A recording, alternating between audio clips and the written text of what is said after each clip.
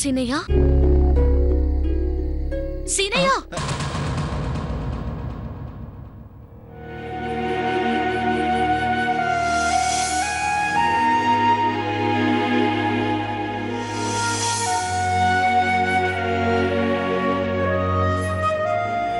ఎందుకు లేచినావు పద్మావతి?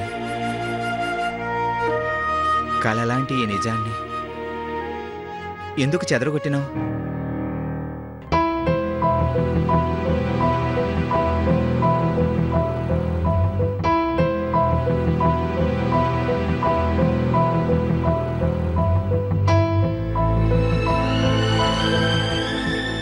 ఇది నిజం కాదు సీనయ్య. అందుకే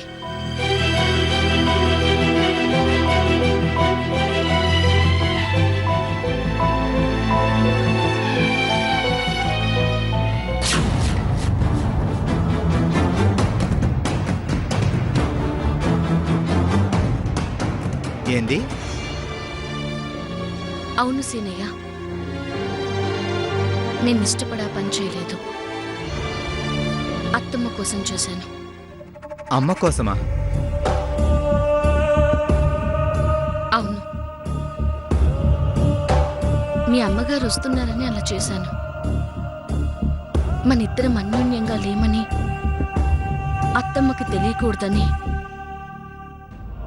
నీకంత దగ్గరగా వచ్చానే కానీ మనిద్దరి మధ్య దూరం పూర్తిగా తగ్గలేదు.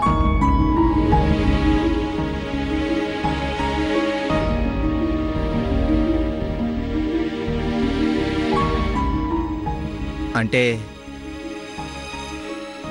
పాత మాటే. నలుగురు కోసం నువ్వు నాతో ఎలాగైనా ఉండొచ్చు, కానీ ఈ 4 గోడల మధ్య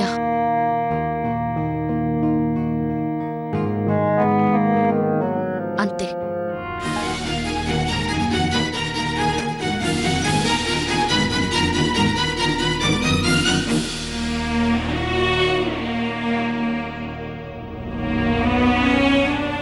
కానీ నా చెయ్యలా అయ్యాక నువ్వు నాకు చేసిందంతా?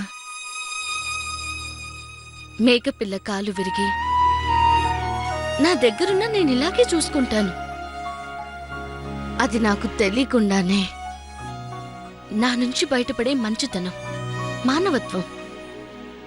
అంతేగాని అయ్యో నా భర్తకిలా అయ్యిందే అని ఓ భార్యగా ఇలా చేసింది కాదు. మంచి దగ్గర భయం, చెయ్యి విరిగితే మంచితనం. మన ఇద్దరి మధ్య అంతకన్నా ఇంకేం లేదు.